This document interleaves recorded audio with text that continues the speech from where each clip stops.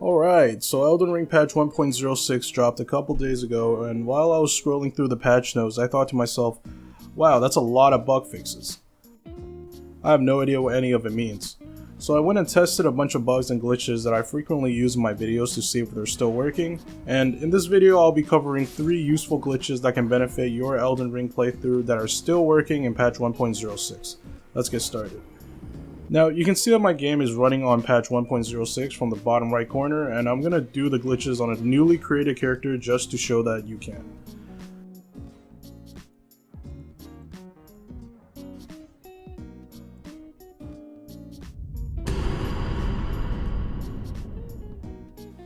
So, the first glitch is a rune farming method that can be done right at the start of the game. It involves killing Greyoll using bleed procs and then rushing to rest at a grace before her death animation finishes, so then she stays alive and you get the 50k runes that you'll normally get by defeating her.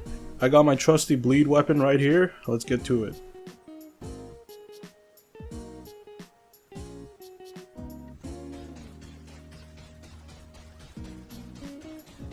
A few moments later.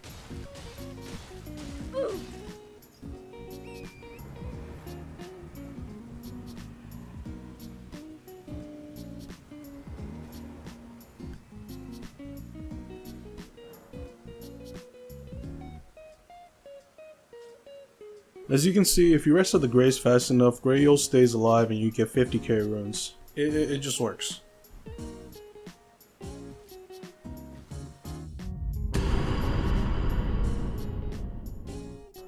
Moving on, we have the Crumbling Farum Azula Raw Warp glitch. This is useful for those wanting to get a Somber Smithing Stone 7 or the Ancient Dragon Prayer Book early on in the game.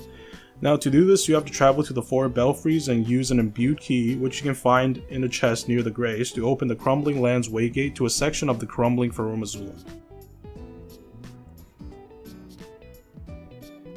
Once you're there, you want to warp to Castle or Tunnel or the Round Table, both works, and force close your game right when the loading bar hits 100%. Now I'm on the PC, so right before my loading bar completes, I'm going to hit Alt F4. Now the window is very tight. If you're early, you'll end up back in Crumbling Farum Azula, and if you're late, you'll end up on whichever grace you decided to warp to. If you have an SSD like me, the window's even tighter, but I was able to get it in a couple of tries, so it's honestly not that bad. If you close your game at the right moment, you'll spawn on the bridge, giving you access to the entirety of Crumbling Farum Azula.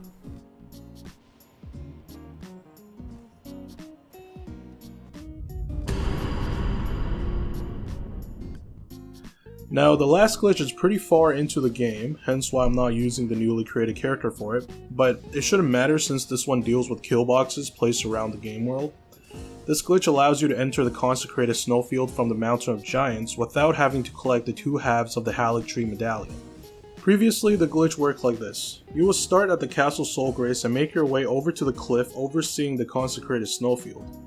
You would then jump down the cliff and make it all the way down to the Consecrated Snowfield before dying, which allowed you to respawn at a Stake of America within the Consecrated Snowfield itself. However, this patch made the kill box along the side of the cliff a lot bigger, making it so that you die before making it all the way down. To circumvent this patch, we just need to head to a different cliff with a similar kill box as the one before. Starting at the ancient Snow Valley Ruins Grace, we're going to make a left right at the Frozen River and follow it all the way to the end.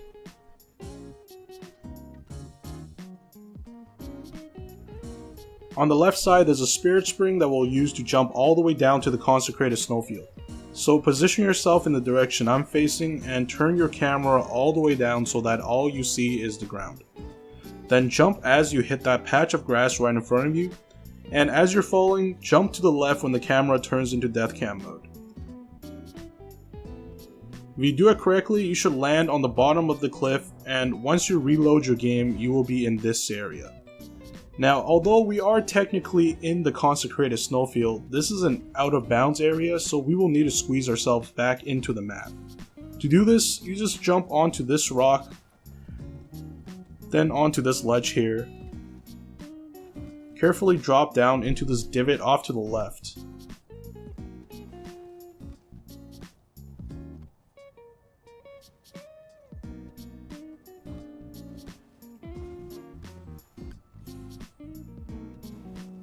From here, while facing away from the cliff, there is a small zone for us to enter back into the playable boundaries of the map.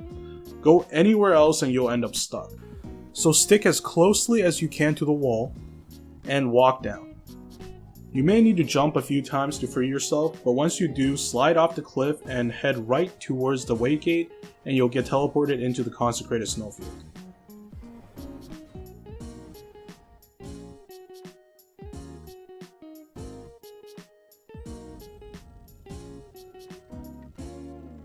That wraps up the video. Like the video and leave a comment if you were able to pull off any of the glitches shown. Subscribe for more videos and I'll see you guys in the next one.